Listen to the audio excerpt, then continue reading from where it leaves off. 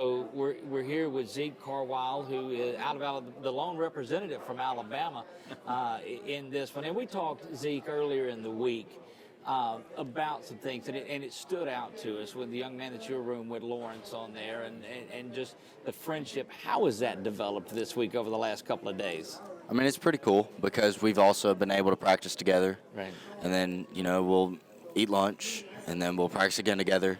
So we've been doing a lot of stuff together, definitely us as linebackers, and since we're in the same position group, we've been able to get to know each other better and figure out different stuff. So before we get too deep into the non-football side of it, tell me about that linebacking core. It almost seems unfair, the group that you guys have at linebacker. it looks pretty cool. It Right. feels pretty cool, definitely to be a part of. You've probably been at a point in your life where you've got to go out and be the guy in there. Now, you don't have to be the guy. You've got several of the dudes around you in this. Yeah. How comfortable does that make you? I'm just ready to have fun. I think at this point, all seven of us can make plays.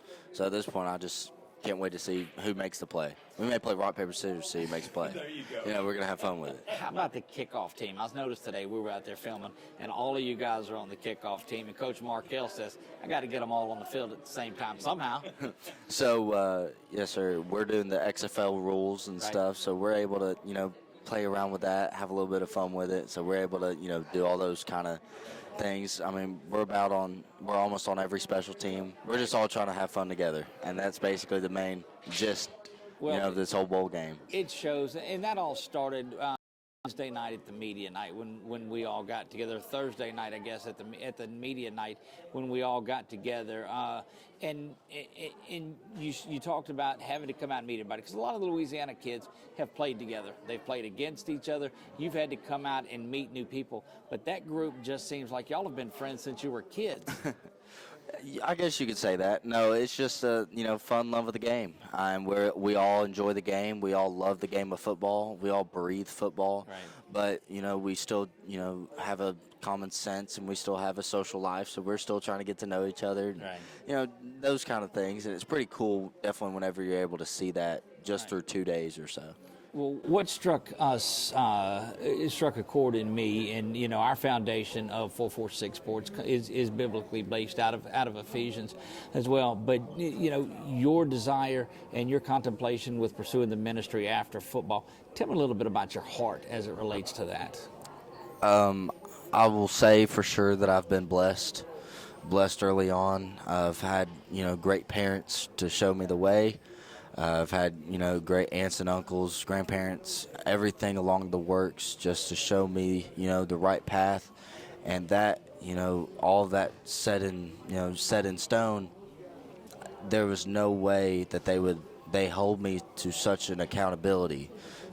They love me that much that I feel as if anything I did, it was to glorify God. And at that point, whenever that was ingrained in my brain as a young man, I was able to realize and say, maybe this is something that God actually has for my heart and to use.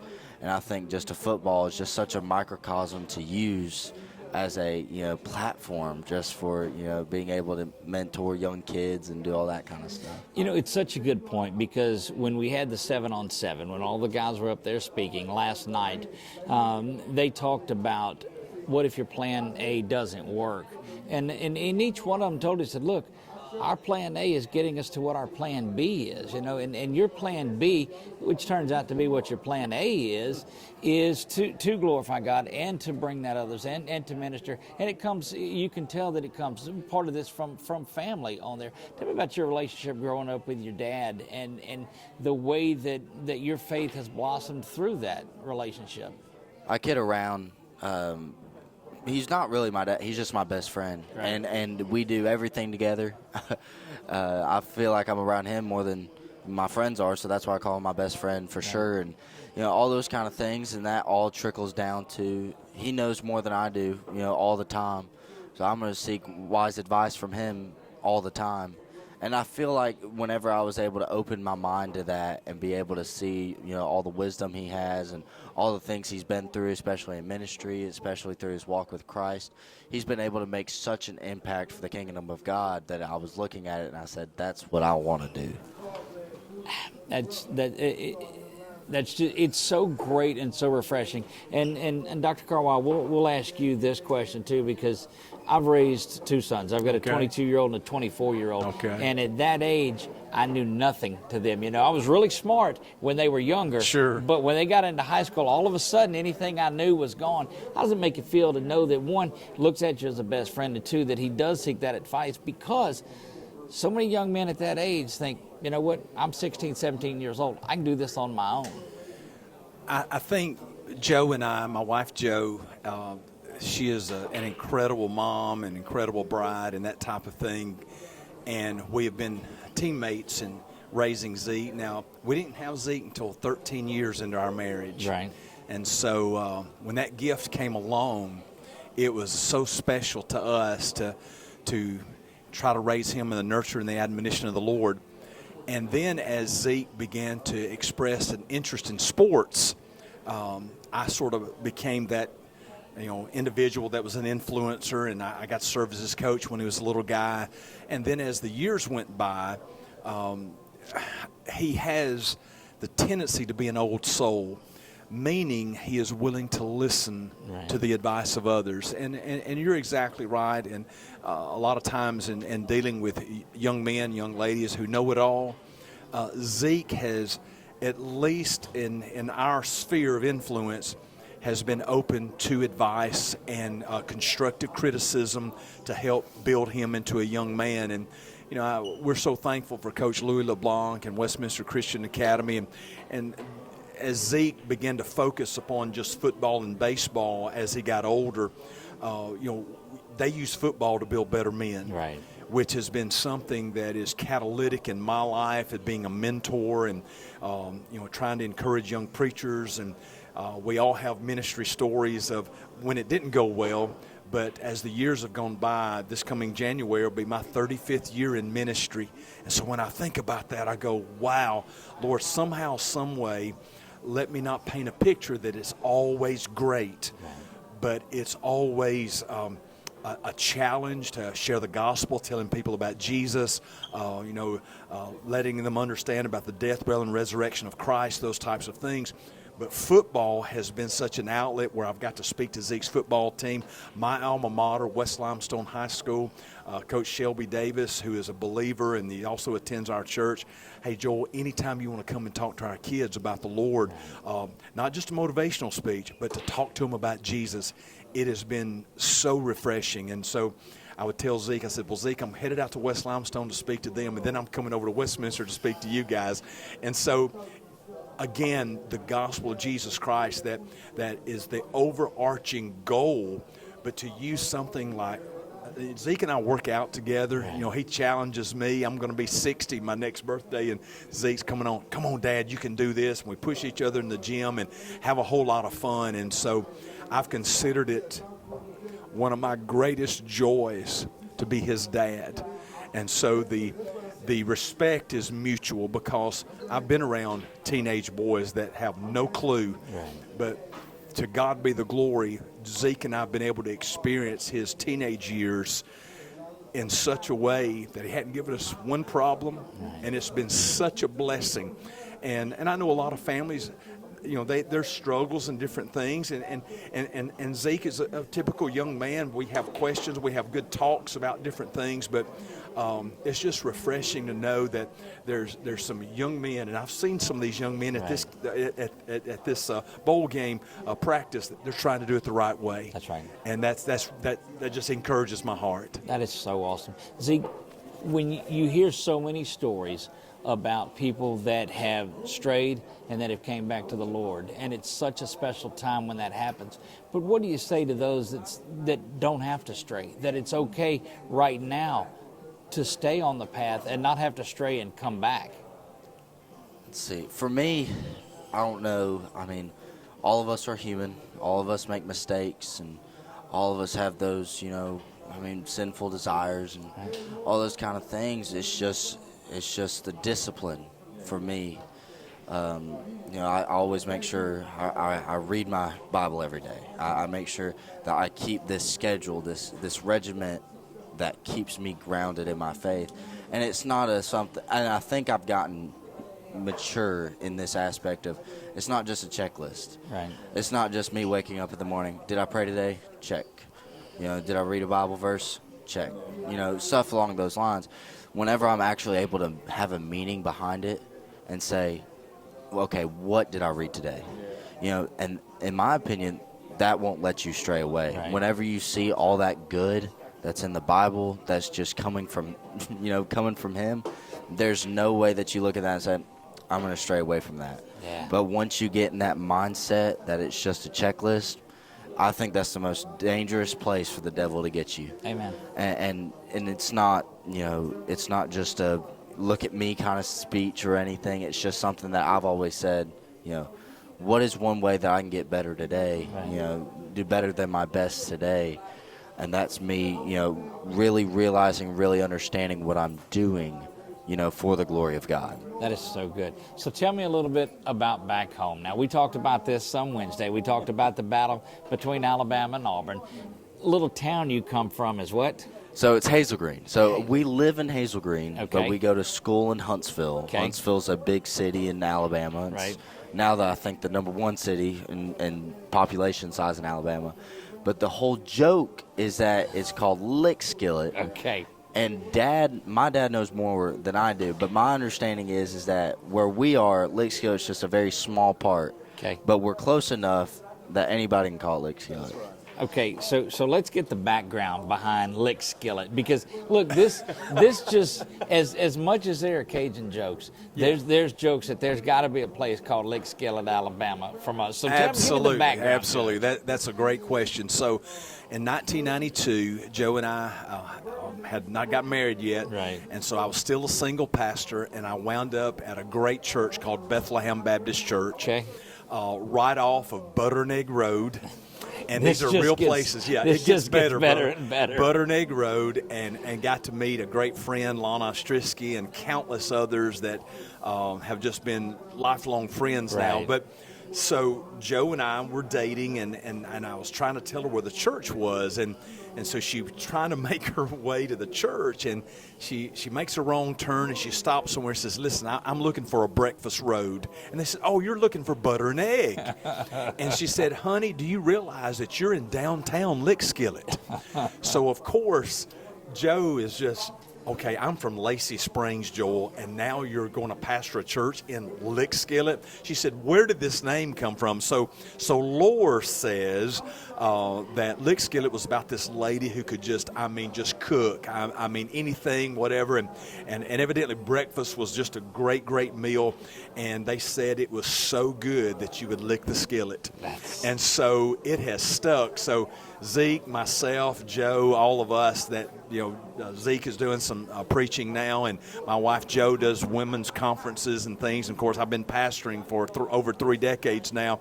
I usually, to break the ice, will say, and listen, and I come to you all the way from Lick Skillet, Alabama. Well, of course, it's you guys are laughing right. as well. That's right. And so we all laugh together, and I sort of give them a quick background of it. But I also think it helps people to understand that all of us have a story, and it doesn't matter where we're from. Every name has a story, every situation that we come through. And if we learn from those, and I want to tell you, I pastored at Bethlehem for 13 and a half years in downtown Lick Skillet. We grew from about 90 to almost 800 in the middle of nowhere with a cotton field on one side and a soybean field on the other. But it's some of my greatest memories, and some of my greatest friends came from there. So, again, we laugh about Lick Skillet, but it has a place in my journey and in Zeke's journey, because Zeke was born while we were at that church, and man, they fell in love with Zeke, and then we moved to Louisville, Kentucky from there. But even though we're now back in the North Alabama area, these people still love us. I still get called on to do memorial services and funerals and that type of thing. And so that's sort of a long answer to a short question, brother. But Lick Skillet's a real place. It's still Butter and Egg Road there, and precious people for sure. Look, I'm telling you, if there's ever an opportunity for me to wind up on Butter and Egg Road in downtown Lick Skillet, I'm going to take that Listen, chance. there's a little restaurant there, brother. I'll take you. Yes. Listen, you come to North Alabama, we'll take good care of you, brother. So if I put that in, if I ask Siri where that is, do you think she'll know where it is? I don't know if she'll know where Lick Skillet is. She'll know where Hazel Green is, Okay. but I don't know about Lick Skillet. But if I ever get to Hazel Green, I can find Lick Skillet. No doubt about it. Yes, from sir. there. Yes, sir. Zeke, tomorrow's the game's here. It's been a whirlwind of things. It culminated with the basketball game tonight. If they're watching this tonight, of course, it was Friday night if they're going back afterwards on there. But tell me what you look to go out one last time here in high school and do tomorrow.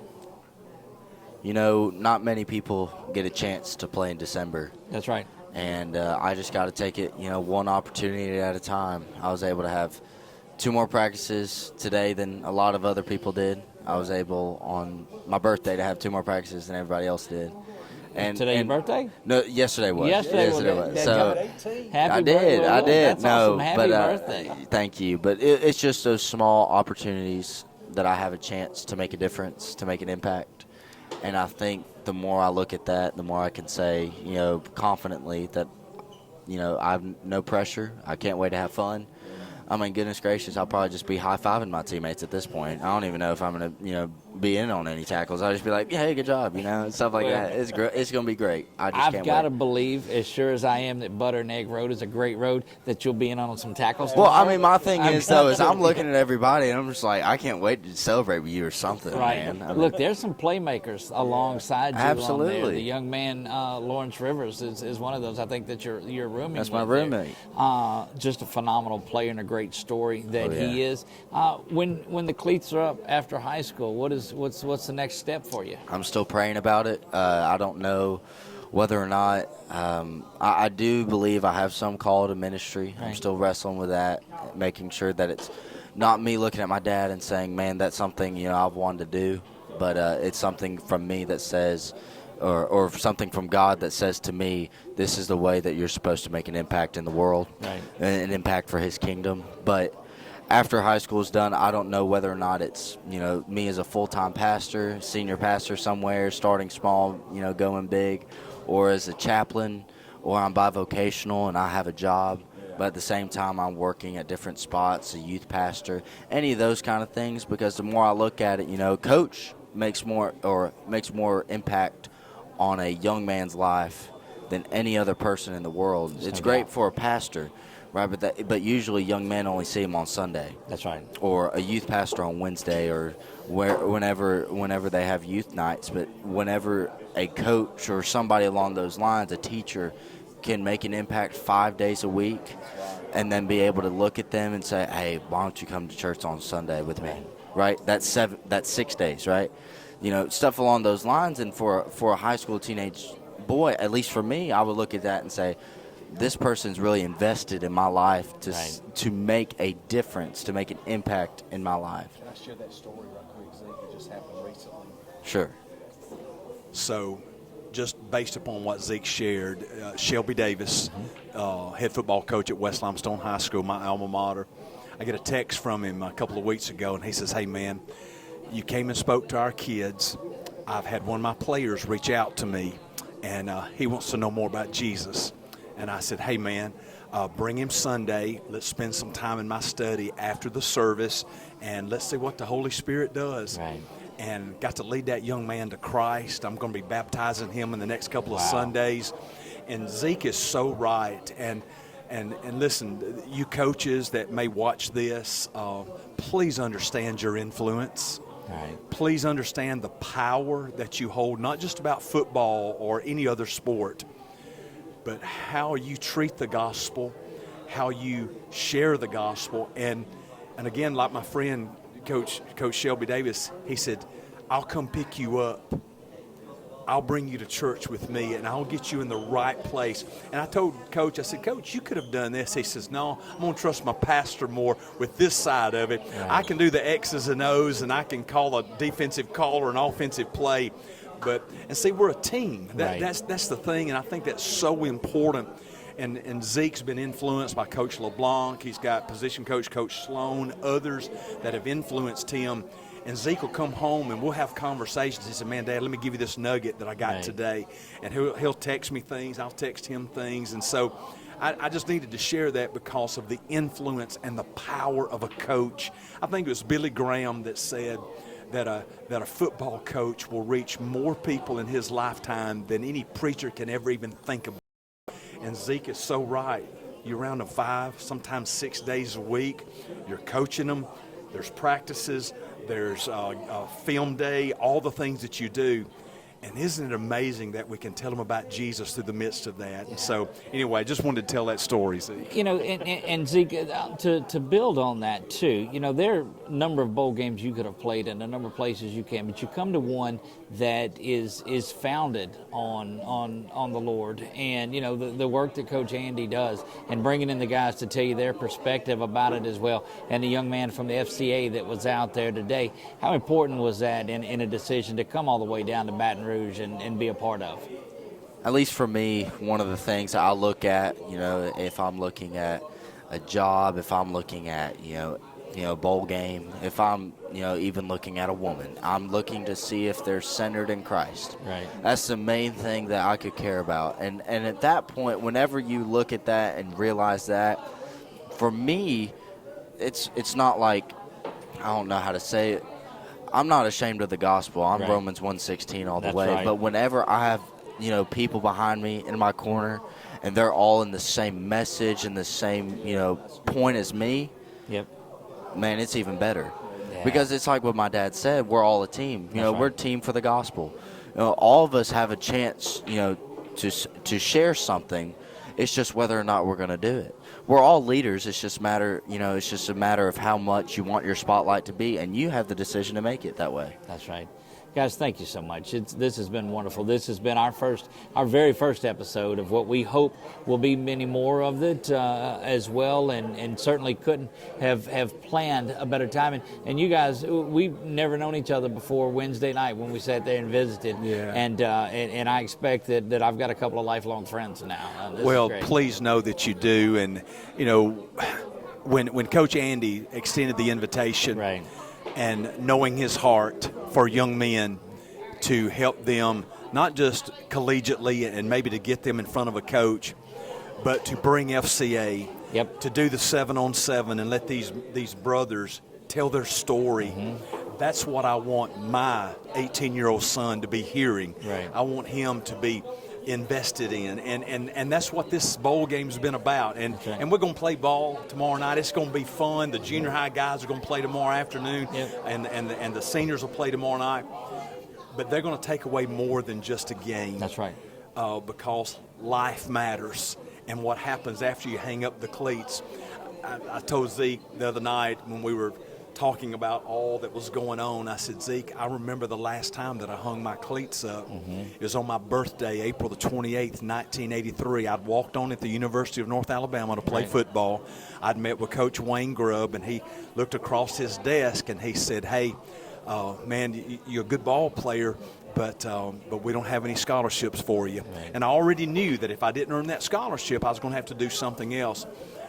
And I said, well, thank you, Coach. I appreciate the opportunity. And I remember getting those cleats out of that locker for the last time, and I went, okay, I'm prepared, though. That's right. I'm ready to move forward because football was not my life. That's right. Baseball was not my life. Girls were not my life. Jesus was my life. Amen.